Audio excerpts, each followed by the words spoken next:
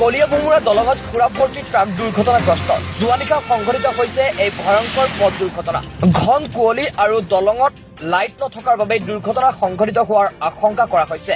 জানিব পৰা মতে AS01 FC5187 নম্বৰৰ ট্ৰাকখনে 1000 কাৰ্টুন সুৰা লৈ লখিমপুৰ অভিমুখে গৈ আছিল আৰু কলীয়া ভোমোৰা দলঙৰ 10 নম্বৰৰ খুঁটাত ঘন কুঁৱলীৰ ফলতে নিয়ন্ত্ৰণ হেৰুৱাই দলঙৰ ৰেলিঙত খুন্দা মাৰি দলঙতে বাগৰি পৰে। কোনো মানুহ বিশেষভাৱে আহত হোৱা নাই যদিও দলঙৰ ৰেলিং ভঙাৰ লগতে বহু সুৰাৰ বটল ভাঙি চুৰমাৰ হয়।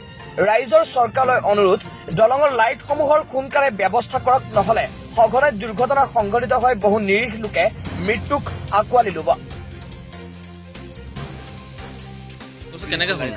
बिल नहीं भरा है, लाइन काट दिया। लाइटर बिल भरे हैं আহি আছে लाइटर बिल दिए लेकिन लाइन नहीं 1200 পুৰা মানে ডাইনা সবে আহিছে हां মই আমি সবৰ কাৰণে মানে সিধা রাতে আমি গেলে মরি গলু হয় মই মানে এটা সেটা হৈ 10 যাওঁ টাকা সেইকাৰণে অলপ মানে বায়া গাড়ী দিগনে মানে লেফট সাইডে টায়াৰটো ডিভাইডাৰৰ ওপৰত উঠি গেলে এংগেল আছে এংগেলৰ ওপৰত উঠি গেলে মানে ক্ৰাছ হৈ গ'ল অলপ পুৰা কনফিউজ হৈ গ'ল মানে পাল্টি হৈ গ'ল গাড়ী কোনে চলাইছে? আপুনি চলাই আছিলে?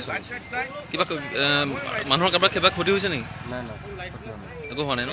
গাড়ীত আপুনি কি আছিলে গাড়ীত? দাৰু আছে কিমান আছিলে মাল?